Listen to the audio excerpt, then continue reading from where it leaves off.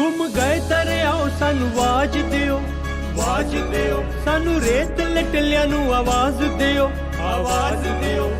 डोब लहरां च सानू साज दियो।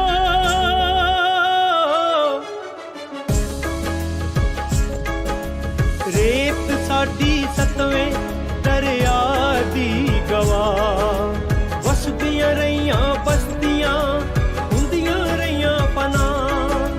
गुम गईयां पैड़ां दा सानू राज दियो, गुम गए दरियाओ सानू आवाज दियो, आवाज दियो। गुम गए दरियाओ सानू आवाज दियो। तुसां किनारे ऋषियां उचारे वे। दोस्तों, 7th रिवर की अगली पेशकश पेश करने वास्ते अज मैं अपनी टीम के नाल चंडीगढ़ आया होया ते अज असी कविता बारे गल करांगे कि कविता ते कवि दा किन्ना कु महीन रिश्ता चाहिदा, कविता किवें कवि नाल निभदी आ, कवि किस तरह कविता नाल निभदा ते कविता किहो जी होनी चाहिदी आ, कवि नूं किहो जिहा होना चाहिदा। अज असी सारी गलबात इस विषय ते करांगे। दोस्तों, अज साडे नाल ने साडे कवि दोस्त ते अनुवादक जगदीप सिद्धू जी, साडे बहुत ही प्यारे दोस्त गंभीर चिंतक ते कवि डॉक्टर मनमोहन जी, फिल्मकार ते कवि दर्शन दरवेश जी। ते मेरा अज पहला सवाल डॉक्टर साहब ये है कि जिहड़ी अज कविता लिखी जा रही है ਉਹਦੇ ਵੱਖ-ਵੱਖ रूप, ਉਹਦੀ भाषा ਕਿਹੜੀ ज़्यादा सामने आ रही है, ਕਿਹੜੀ प्रचलित आ ਤੇ ਉਹ ਕਿਹੜੇ ਪ੍ਰਭਾਵ ਛੱਡ ਰਹੀ ਹੈ? विशाल जी अपनी गल ऋग्वेद च एक ऋचा तो करांगा। अच्छा। ऋग्वेद च एक ऋचा आउंदी है, अभितश देव दी दया मनीषाम, के कविता च जिहड़ा शिल्प है उस च शिल्पकार वांगू चमक पैदा करो। ऋग्वेद च कवि नूं कारू कहा गया है, करता, और जिहड़ा कारू है भाषा करता है, भाषा दा करता है। इसलिए एक होर ऋचा ऋग्वेद का कवि कहता है, एतम ते स्तोम तो विजात विपरो थम नदीर। अपनी भाषा नूं उस तरह दा शिल्प निर्माण करो जिस तरह शिल्पी अपने रथ का निर्माण करता है। सो भाषा दे विच शुरू तो ही कई तरह के बल दिते गए ने कि दरअसल जो कह रहा है कवि वो भाषा का ही एक नव निर्माण कर रहा है। भाषा जिहड़ी ये असीं बोल चाल रहे हैं, ये भाषा नहीं है। भाषा का सिरजन उदों होंदा है जदों भाषा च एक अजनबीपन, एक नवापन और एक नवा व्याकरण लैके आउंदा कवि। इसे करके तुसीं देखिया होगा यानर एक ही है कविता, और उस च कई तरह के प्रकार ने, कई तरह के रूप ने, कई तरह दी भाषावां ने। सो पहली गल तो पहचान एक करने की जरूरत है। दूसरी ये है कि हर कवि अपना भाषा नाल लैके आउंदा है और हर कविता अपनी भाषा अपने नाल लैके आउंदी है। हुण तुसीं देखो कि नवे नवे रूप होए, एक जिद्दां दृश्यस्केप नां दा एक काव्य रूप है जिहदे च कवि दृश्य वांग जिद्दां चित्रकार दृश्य नूं चित्रदा है, इलस्ट्रेट करता है, उस तरह ही कवि भी उसनूं इलस्ट्रेट कर रहे हैं। किसी तस्वीर को देख के बहुत सारिया कवितावां लिखिया जा रही ने। ਰੋਲਾਂ ਬਾਰਥ ਨਾਂ ਦਾ ਇੱਕ ਫਰਾਂਸੀਸੀ ਚਿੰਤਕ ਹੈ, ਕ੍ਰਿਟਿਕ ਹੈ, ਉਹ ਆਪਣੀ ਕਿਤਾਬ ਰਾਈਟਿੰਗ ਡਿਗਰੀ 0 ਚ ਕਹਿੰਦਾ ਹੈ ਕਿ ਭਾਸ਼ਾ ਦਾ ਨਿਰਮਾਣ ਹੀ ਨਵੇਂ ਕਾਵਿ ਦਾ ਨਿਰਮਾਣ ਹੈ। ਪੁਰਾਣੀ ਭਾਸ਼ਾ 'ਚ ਤੁਸੀਂ ਨਵੀਂ ਕਵਿਤਾ ਨਹੀਂ ਲਿਖ ਸਕਦੇ। ਸੋ ਕਵੀ ਦੇ ਨਾਲ ਕਵਿਤਾ ਵੀ ਆਪਣੇ ਆਪਣੇ ਨਵੇਂ ਰੂਪ, ਆਪਣੀ ਨਵੀਂ ਭਾਸ਼ਾ, ਆਪਣੇ ਨਵੇਂ ਪ੍ਰਗਟਾਵ, ਆਪਣੀ ਨਵੀਂ ਅਭਿਵਿਅਕਤੀਆਂ ਲੈ ਕੇ ਆਉਂਦੀ ਹੈ। ਇਸੇ ਕਰਕੇ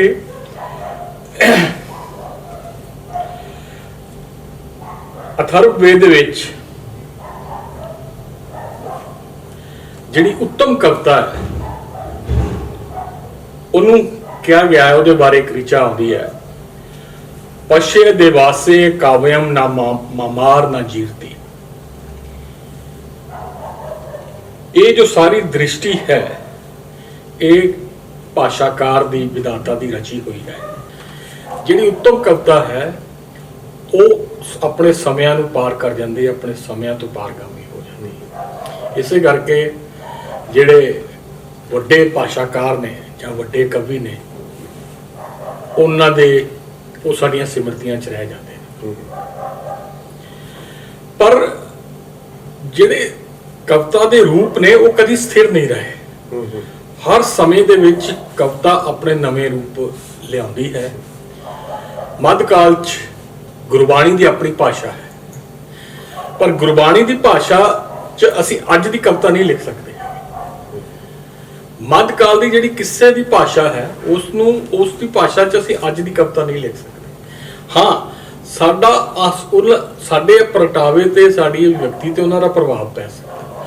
ਉਹ ਸ਼ਬਦ ਯੂਜ਼ ਕਰ ਸਕਦੇ, ਜਿੱਦਾਂ ਮੈਂ ਇਹਦੀ ਨਵੀਂ ਕਿਤਾਬ ਆਈ ਬਦਿਤ ਤਰਲੋਚਨ, ਜਿਹੜਾ ਕਹਿੰਦੇ ਨੇ ਬਦਿਤ ਤਰਲੋਚਨ ਤੇ ਨਰ ਮੁਕਤਾ ਪੀਤੰਬਰ ਵਾਕੇ ਹਿਰਦੇ ਬਸੇ, ਕਿ ਤਰਲੋਚਨ ਜਿਹੜਾ ਹੈ ਉਹ ਕਹਿ ਰਿਹਾ ਹੈ ਕਿ ਪੀਤੰਬਰ ਜਿਹੜਾ ਹੈਗਾ ਪਰਮਾਤਮਾ ਜਿਹੜਾ ਹੈ ਉਹ ਹਿਰਦੇ 'ਚ ਵਸਦਾ ਹੈ।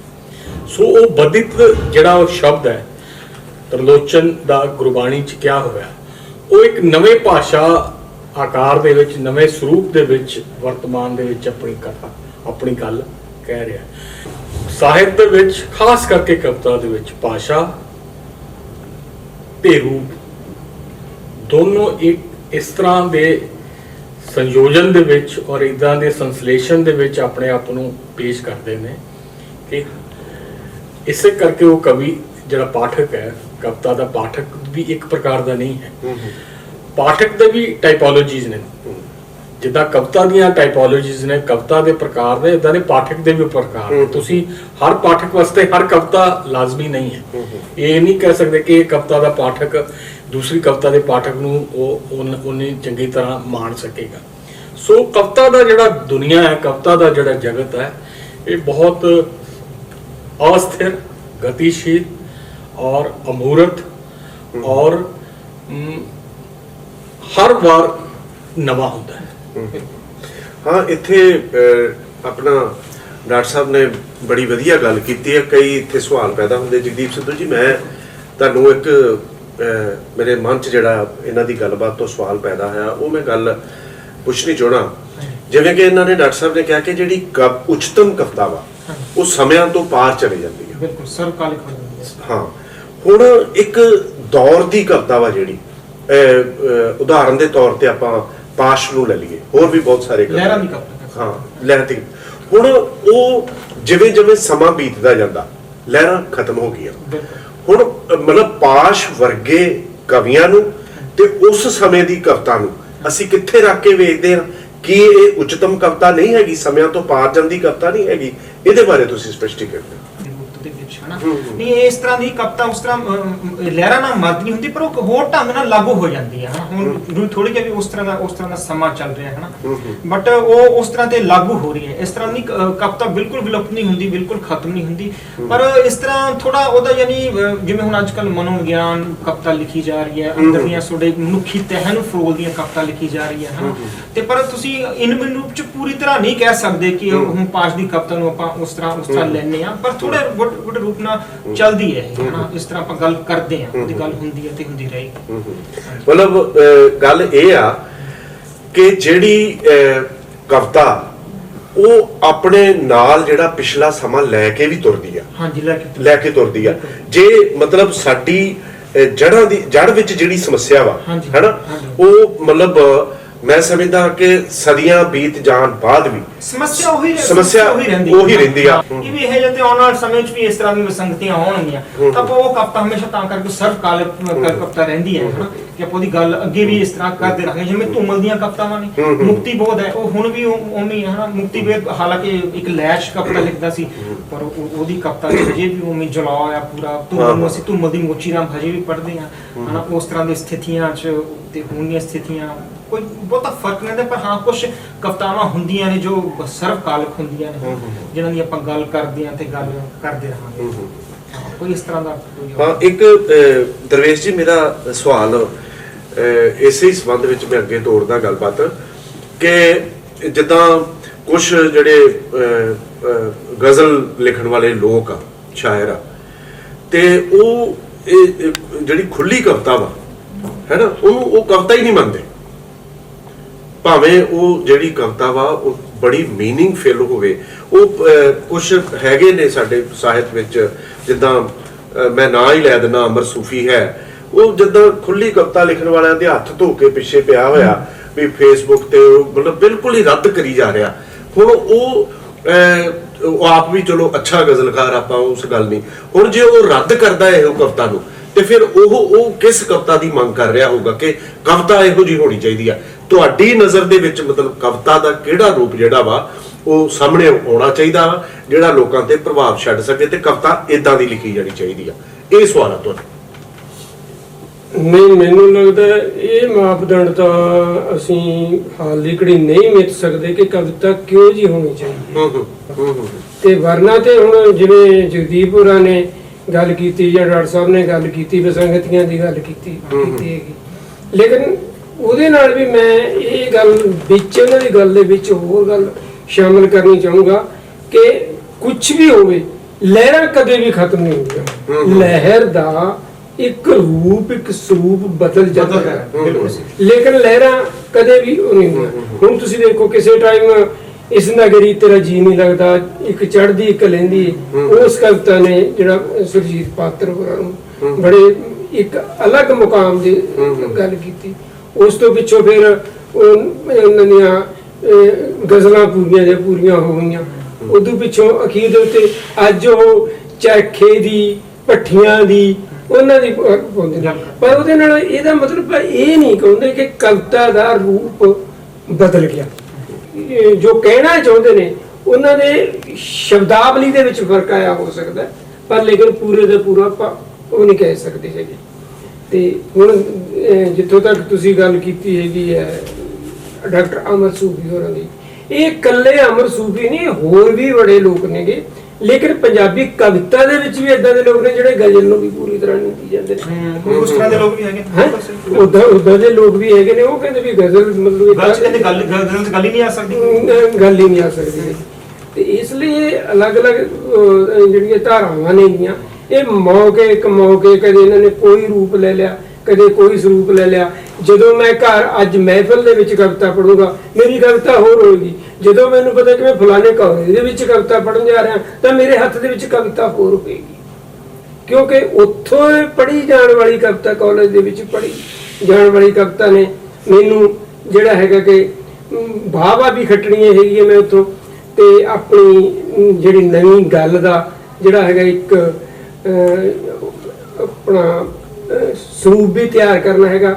ਤੇ ਲੇਕਿਨ ਜਦੋਂ ਆਪਾਂ ਮਹਿਫਲੀ ਤੌਰ ਦੇ ਉੱਤੇ ਬੈਠੇ ਹਾਂ, ਤਾਂ ਮਹਿਫਲੀ ਤੌਰ ਦੇ ਉੱਤੇ ਕਵਿਤਾ ਬੇਸ਼ੱਕ ਉਹਦੇ ਨਾਲੋਂ ਜ਼ਿਆਦਾ ਵਧੀਆ ਹੋਵੇ ਮਹਿਫਲੀ ਤੌਰ ਦੇ ਉੱਤੇ, ਲੇਕਿਨ ਮੈਂ ਪੜ੍ਹਨਾ ਕੀ ਹੈ, ਮੈਂ ਬੋਲਣਾ ਕੀ ਹੈ, ਇਹ ਵੀ ਇੱਕ ਪੰਜਾਬੀ ਕਵਿਤਾ ਦੇ ਸਰੂਪਾਂ ਦੇ ਵਿੱਚ ਇਹਨੂੰ ਸ਼ਾਮਲ। ਤੁਹਾਡੀ ਗੱਲ ਜਿਹੜੀ ਤੁਸੀਂ ਬੜੀ ਇੰਪੋਰਟੈਂਟ ਗੱਲ ਕਰ ਰਹੇ, ਕਵਿਤਾ ਦੇ ਜਿਹੜੇ ਰੂਪ ਨੇ ਨਾ, ਇੱਕ ਤਾਂ ਪੜ੍ਹਨ ਯੋਗ ਕਵਿਤਾ ਜਿਹੜੀ ਸਿਰਫ ਪੜ੍ਹਨ ਤੱਕ ਸੀਮਤ, ਔਰ ਕਵਿਤਾ ਦੀ ਜਿਹੜੀ ਪੜ੍ਹਤ ਹੁੰਦੀ ਹੈ ਉਹ ਕੋਈ ਫਿਕਸ ਨਹੀਂ ਹੈ। ਇਹ ਹਰ ਪਾਠਕ ਨੇ ਉਹਨੂੰ ਆਪਣੇ ਤਰੀਕੇ ਨਾਲ ਪੜ੍ਹਨਾ। ਜਿੱਦਾਂ ਮੈਂ ਪਹਿਲਾਂ ਬਾਰਤ ਦਾ ਨਾਂ ਲਿਆ, ਉਹ ਕਹਿੰਦਾ ਕਿ it's not the writer who rights, it's the reader who rights. ਬਿਲਕੁਲ ਬਿਲਕੁਲ। ਸੋ ਕਵਿਤਾ ਦੀ ਪੜ੍ਹਤ ਹੈ ਜਿਹੜੀ ਤੁਸੀਂ ਗੱਲ ਕਹੀ, ਪੇਸ਼ਕਾਰੀ ਦੀ ਗੱਲ, ਬੋਲਣ ਦੀ ਗੱਲ, ਔਰ ਫਿਰ ਟਾਈਪੋਲੋਜੀ ਆਫ ਆਡੀਅנס ਵੀ ਹੈ। ਕਿਹੜੀ ਆਡੀਅנס ਨੂੰ ਤੁਸੀਂ ਸੰਬੋਧਿਤ ਹੈ, ਜਿੱਦਾਂ ਤੁਸੀਂ ਕਾਲਜ ਦੀ ਗੱਲ ਕੀਤੀ, ਮਹਿਫਲ ਦੀ ਗੱਲ ਕੀਤੀ। ਸੋ ਪਰ ਇਹਦੇ ਚ ਮੈਂ ਇੱਕ ਹੋਰ ਗੱਲ ਜਿਹੜੀ ਕਹਿਣੀ ਚਾਹੁੰਦਾ ਹੈਗਾ, ਉਹ ਕਹਿੰਦਾ ਕਿ ਸਮੇਂ ਜਿਹੜਾ ਸਾਹਿਤ ਆਪਣੇ ਸਮੇਂ ਦੀ ਆਤਮਾ ਨੂੰ, ਸਪਿਰਿਟ ਨੂੰ ਰਿਫਲੈਕਟ ਨਹੀਂ ਕਰਦਾ, ਉਹ ਸਾਰਵਭੌਮਿਕ ਯੂਨੀਵਰਸਲ ਨਹੀਂ ਹੈ, ਉਹ ਸਮੇਂ ਤੋਂ ਪਾਰ ਨਹੀਂ ਜਾਂਦਾ। ਬਿਲਕੁਲ, ਬਹੁਤ ਪਰ ਇਹਦਾ ਮਤਲਬ ਇਹ ਨਹੀਂ ਕਿ ਕਵਿਤਾ ਸਭ ਕੁਝ ਬੋਲ ਰਹੀ ਹੈ। ਕਵਿਤਾ ਦੀ ਜਿਹੜੀ ਚੁੱਪ ਹੈ ਉਹ ਵੀ ਬਹੁਤ ਇੰਪੋਰਟੈਂਟ ਹੈ। ਬਿਲਕੁਲ। ਚੁੱਪ ਮਤਲਬ ਹੁਣ ਸਾਡੇ ਬਹੁਤ ਸਾਰੇ ਲੋਕ ਸ਼ਿਲਪ ਦੀ ਪੱਧਰ ਤੇ ਉੱਤੇ ਚੁੱਪ ਕ੍ਰੀਏਟ ਕਰਦੇ ਨੇ, ਪਰ ਸ਼ਿਲਪ ਦੀ ਪੱਧਰ ਦੀ ਚੁੱਪ ਹੋਰ ਹੈ, ਸੰਕਲਪ ਦੀ ਪੱਧਰ ਦੀ ਚੁੱਪ ਹੋਰ ਹੈ, ਭਾਸ਼ਾ ਦੇ ਪੱਧਰ ਦੀ ਚੁੱਪ ਹੋਰ ਹੈ। ਔਰ ਤੁਸੀਂ ਜਦੋਂ ਪੇਸ਼ਕਾਰੀ ਕਰ ਰਹੇ ਜੇ ਉਹਦੇ ਚ ਜਿਹੜੇ ਪੌਜ਼ਿਟਿਵ ਆਉਂਦੇ ਨੇ ਉਹਦੀ ਚੁੱਪ ਹੋ ਰਹੀ ਹੈ। ਸੋ ਇਹ ਜਿੱਦਾਂ ਹੁਣ ਮੈਂ ਪਿੱਛੇ ਜੇ ਮੈਂ ਟ੍ਰਾਂਸਲੇਟ ਕੀਤੀ ਹਿੰਦੀ ਦੇ ਆਪਣੇ ਬਹੁਤ ਵਧੀਆ पोइट ने मंगलेश डबराल, वो कविता कहते हैं हमारी नींदों में हमारे बुजुर्गों के रथ जगह शामिल हैं। जब हम सोते हैं तो हमारे दादा तस्वीर में जाग रहे होते हैं। और देखो बहुत साधारण दृश्य है, जो दृश्य ਨੂੰ ਚਿੱਤਰਿਆ ਉਹਨੇ ਆਪਣੇ ਕਮਰੇ 'ਚ ਆਪਣੇ ਦਾਦੇ ਦੀ ਤਸਵੀਰ ਦੇਖੀ ਹੋਏਗੀ, ਜਿਹੜਾ ਪਾਠਕ ਜਿਹਨੂੰ ਕਿੱਦਾਂ ਰਿਲੇਟ ਕਰਦਾ, ਇਹਨੂੰ ਕੋਰਿਲੇਟ ਕਹਿੰਦੇ ਨੇ, ਜਿਹਨੂੰ ਸਹਿ ਸੰਬੰਧਕ ਕਹਿੰਦੇ ਨੇ। ਅਨਾਟਮੀ ਆਫ ਲਿਟਰੇਚਰ ਦੇ ਵਿੱਚ ਨਾਰਥ ਆਫ ਫਰਾਈ ਇਸ ਨੂੰ ਕਹਿੰਦਾ ਕੋਰੈਲੇਟਿਵ ਕ੍ਰੀਏਟ ਕਰਨਾ, ਕਿ ਕੋਰੈਲੇਟਿਵ ਕ੍ਰੀਏਟ ਕਰਨਾ ਕਿ ਤਾਂ ਕਿ ਪਾਠਕ ਉਸ ਨਾਲ ਆਪਣੇ ਆਪ ਨੂੰ ਰਿਲੇਟ ਕਰ ਸਕੇ। ਕੋਰੈਲੇਟਿਵ ਕ੍ਰੀਏਟ ਕਰਨਾ, ਸਹਿ ਸੰਬੰਧਕ। ਤੇ ਜਦੋਂ ਹੁਣ ਉਹ ਕਹਿੰਦਾ ਕਿ ਮੈਂ ਮੇਰੇ ਦਾਦਾ ਤਸਵੀਰ ਮੈਂ ਜਾਗ ਰਹੇ ਹੁੰਦੇ ਹਾਂ, ਤੇ ਤੁਹਾਨੂੰ ਆਪਣੇ ਦਾਦੇ ਦੀ ਤਸਵੀਰ ਕਿਤੇ ਨਾ ਕਿਤੇ ਪਈ ਘਰ ਯਾਦ ਆ ਰਹੇਗੀ, ਕਿਉਂਕਿ ਤੁਸੀਂ ਉਹਨਾਂ ਨਾਲ ਰਿਲੇਟ ਕਰ ਰਹੇ ਜੇ, ਉਹਨਾਂ ਨਾਲ ਆਇਡੈਂਟੀਫਾਈ ਕਰ ਰਹੇ। ਪਾਠਕ ਜਾਂ ਸਰੋਤਾ ਉਸ ਨਾਲ ਕਿਸ ਲੈਵਲ ਦਾ ਰਿਲੇਸ਼ਨ ਕ੍ਰੀਏਟ ਕਰ ਰਿਹਾ ਹੈ, ਰਿਲੇਟ ਕਿੱਦਾਂ ਕਰਦਾ। ਤੀਸਰੀ ਜਿਹੜੀ ਮੈਂ ਗੱਲ ਜਿਹੜੀ ਮੈਂ ਮਤਲਬ ਜਿਹੜੀ ਮੈਨੂੰ ਜ਼ਰੂਰੀ ਲੱਗਦੀ ਹੈ ਕਿ ਕਵਿਤਾ ਦੇ ਵਿੱਚ ਜਿਹੜੀ ਜ਼ਿੰਮੇਵਾਰੀ ਹੈ,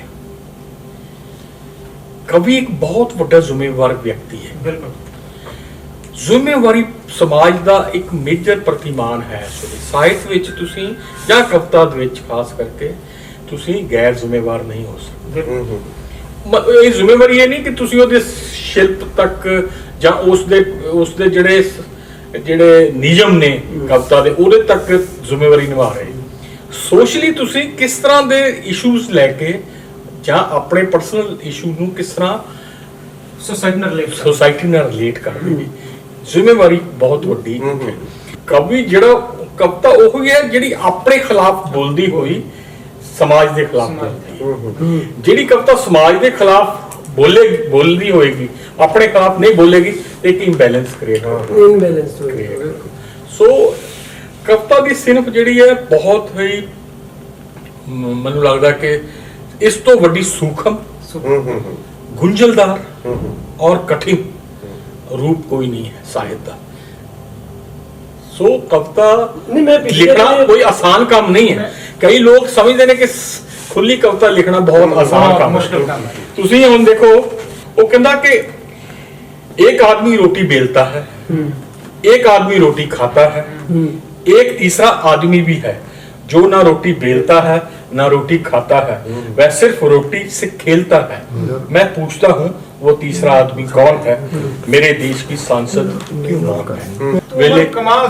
हाँ, सो मैंने मेरा कहने तो भाव है ਇਹ ਚ ਕਿੰਨੀ ਵੱਡੀ ਜ਼ਿੰਮੇਵਾਰੀ ਹੈ, ਗੈਰ ਜ਼ਿੰਮੇਵਾਰੀ ਨਹੀਂ ਹੈ। ਕਿ ਮੈਨੂੰ ਲੱਗਦਾ ਹੈ ਜਿਹੜੇ ਸਾਰੇ ਬੰਦੇ ਬੈਠੇ ਨੇ ਇਹ ਬਹੁਤ ਜ਼ਿੰਮੇਵਾਰ ਬੰਦੇ ਨੇ। ਬਿਲਕੁਲ, ਉਹਦੇ ਪਿੱਛੇ ਕਾਰਨ ਹੀ ਹੈ ਅਸੀਂ ਕਹਿਣ ਦਾ ਕਿ ਇੱਥੇ ਜਿਹੜੀ ਗੱਲ ਹੋਣੀ ਹੈਗੀ ਹੈ ਉਹ ਆਉਂ ਗੱਲ ਨਹੀਂ ਹੋਣੀ ਹੈਗੀ। ਸਮਾਜਿਕ ਤੌਰ ਤੇ ਰਾਜਨੀਤਿਕ ਗੱਲ ਨੇ ਤੁਰਨਾ ਤਾਂ ਆਪਣੇ ਤਰੀਕੇ ਨਾਲ ਤੁਰਨਾ। ਹੋ ਸਕਦਾ ਅੱਜ ਤੋਂ ਤੁਰ ਕੇ ਉਹ ਗੱਲ ਕਵਿਤਾ ਦੀ ਗੱਲ ਦੇ ਨਾਲ ਬਹੁਤ ਅੱਗੇ ਤੱਕ ਜਾਵੇ, ਉਹ ਜਾਂ ਇੱਥੇ ਖੜੀ ਹੋ ਜਾਵੇ।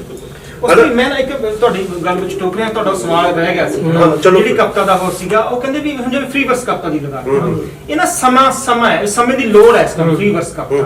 ਹੁਣ ਹੋਰ ਸਿਨਫਾਂ ਨਹੀਂ ਚੱਲ ਰਹੀਆਂ ਕਿਉਂਕਿ ਸਿਰਫ ਫ੍ਰੀ ਵਰਸ ਕਵਿਤਾ ਦਾ ਦਰਸ਼ਕ ਹੈ। ਜਿਵੇਂ ਹੁਣ ਉਦਾਹਰਨ ਤੁਹਾਨੂੰ ਮੈਂ ਦਿੰਦਾ, ਪਾਤਰ ਸਾਹਿਬ ਨੇ ਸੁਰਜਮੀਨ ਚ ਲਾਸਟ ਗਜ਼ਲ ਆਪਣੀ ਉਹ ਖੁੱਲੀ ਗਜ਼ਲ ਉਹਨਾਂ ਨੇ ਇੱਕ ਤਜਰਬਾ ਉਹ ਕੀਤਾ ਸੀ ਵੀ ਕਾਫੀ ਰਦੀਫ ਹੋਣਗੇ ਬਟ ਬਹਿਰ ਨਹੀਂ ਹੋਣਗੇ। ਉਹਨਾਂ ਨੇ ਅਸੀਂ ਠੀਕ ਹੈ ਦੇਖੋ ਲੋਕ ਸਵੀਕਾਰ ਕਰਦੇ ਕਿ ਨਹੀਂ ਕਰਦੇ, ਕਿਉਂਕਿ ਉਸ ਟਾਈਮ ਉਹ ਜਾਨੀ ਸਰਕਾਰੀ ਦੀ ਸਥਾਪਤ ਨਹੀਂ ਹੋ ਸਕੀ ਕਿਉਂਕਿ ਉਹ ਸਮੇਂ ਦੀ ਮੰਗ ਨਹੀਂ ਸੀਗੀ, ਸਮੇਂ ਦੀ ਲੋੜ ਨਹੀਂ ਸੀਗੀ। ਉਹ ਪਾਤਰ ਸਾਹਿਬ ਨੇ ਬਹੁਤ ਜਾਣ ਕੇ ਉਸ ਟਾਈਮ ਬਾਅਦ ਚ ਉਹਨੂੰ ਉਹ ਵੀ ਕੀਤਾ ਕਿ ਆਪਣੇ ਆਪ ਜਾਨੀ ਕਿ ਚਲਾਉਣ ਦੀ ਕੋਸ਼ਿਸ਼ ਵੀ ਕੀਤੀ ਕਿ ਇਸ ਤਰ੍ਹਾਂ ਵੀ ਗਜ਼ਲ ਹੋ ਸਕਦੀ ਹੈ। ਮੈਂ ਬਾਹਰ ਅਜਮੇਰ ਰੋਡੇ ਕੋਲ ਗਿਆ ਸੀ, ਉੱਥੇ ਇੰਗਲਿਸ਼ ਚ ਵੀ ਇਸ ਤਰ੍ਹਾਂ ਦੇ ਜਾਨੀ ਕਿ ਖੁੱਲੀ ਗਜ਼ਲ ਉਹ ਹੋ ਰਹੀ ਸੀ ਬਟ ਉਹ ਸਥਾਪਤ ਨਹੀਂ ਹੋਈ ਕਿਉਂਕਿ ਸਮੇਂ ਦੀ ਮੰਗ ਹੈ ਨਹੀਂ ਸੀ। ਸੋ ਇਹ ਜਿਹੜਾ ਫ੍ਰੀ ਵਰਸ ਕਵਿਤਾ ਹੈ ਜਾਂ ਛੰਦ ਮੁਕਤ ਕਵਿਤਾ ਉਹ ਸਮੇਂ ਦੀ ਲੋੜ ਹੈ। ਹੁਣ ਰਵਾਈ ਨਹੀਂ ਆਪਾਂ ਰਵਾਈ ਚ ਕਿੰਨਾ ਵਿਰੋਧ ਕਰ ਲਾਂਗੇ। ਹੁਣ ਆਪਾਂ ਛੰਦ ਮੁਕਤ ਕਵਿਤਾ ਤੁਸੀਂ ਛੰਦ ਯੁਕਤ ਕਵਿਤਾ ਚ ਇੱਕ ਵਿਦਰੋਹ ਦੀ ਕਵਿਤਾ ਤੁਸੀਂ ਕਿਵੇਂ ਲਿਖ ਸਕਦੇ ਹੋ ਜਾਂ ਇੱਕ ਮਨੋਗਿਆਨ ਦੀ ਕਵਿਤਾ ਕਿਵੇਂ ਲਿਖ ਸਕਦੇ ਹੋ। ਹੁਣ ਇੱਕ ਲੈ ਤੇ ਡਮ ਡੇਮਾ ਡਮ ਡਿਗਾ ਡਿਗਾ ਡਮ ਡਿਗਾ ਤੁਸੀਂ ਉਹ ਕਿਵੇਂ ਉਹ ਕਰ ਸਕਦੇ ਹੋ? ਉਹ ਨਹੀਂ ਉਹ ਜੀ ਤੁਹਾਨੂੰ ਵਿਸੰਗਤੀਆਂ ਤੁਸੀਂ ਸਾਹਮਣਾ ਨਹੀਂ ਕਰ ਸਕਦੇ ਉਹ ਜੀ। ਤਾਂ ਕਰਕੇ ਸਿਰਫ ਦੁਨੀਆ ਸਿਰਫ 3%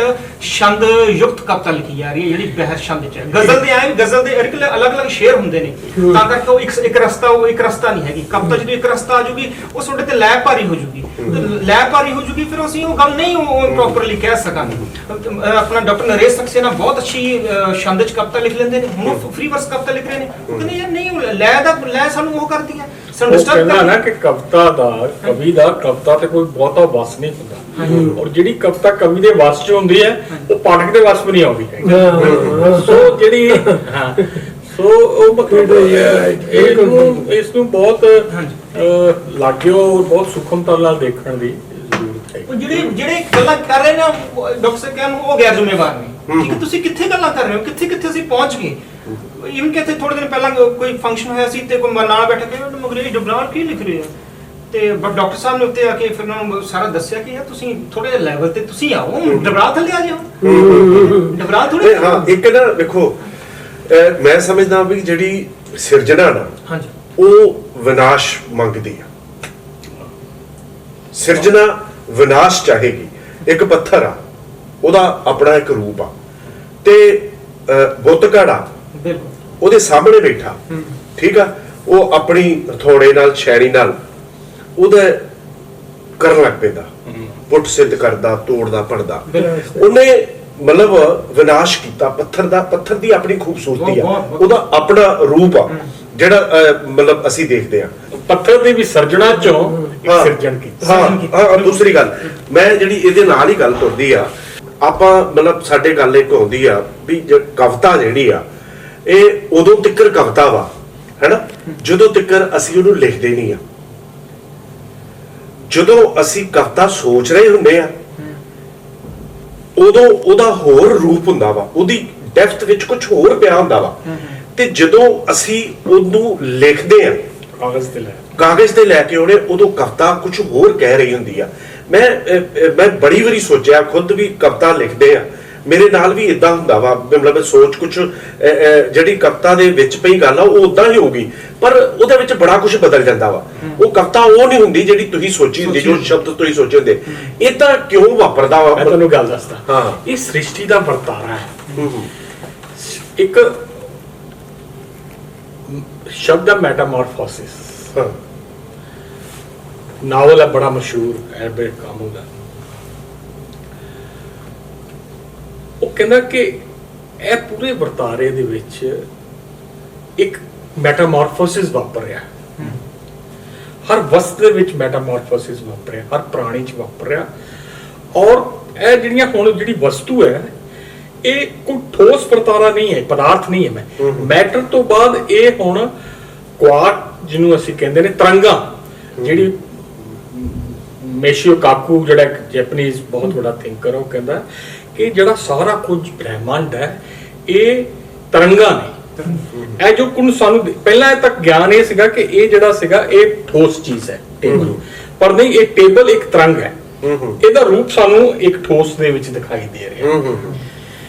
ਕਾਇੰਤਰਣ ਜਿਹੜਾ ਇਸ ਕਰਕੇ ਵਾਪਰਦਾ ਕਵਿਤਾ ਦੇ ਵਿੱਚ ਤਾਂ ਕਾਇੰਤਰਣ ਵਾਪਰਦਾ ਹੀ ਹੈ। ਜਦੋਂ ਕਵਿਤਾ ਵਿਚਾਰ ਦੀ ਪੱਧਰ ਤੇ ਹੁੰਦੀ ਹੈ ਚਾਰ ਪੱਧਰ ਦੱਸਦੇ ਪਰਾ ਪਸ਼ੰਤੀ ਮਧਿਮਾ ਬੈਖਰੀ।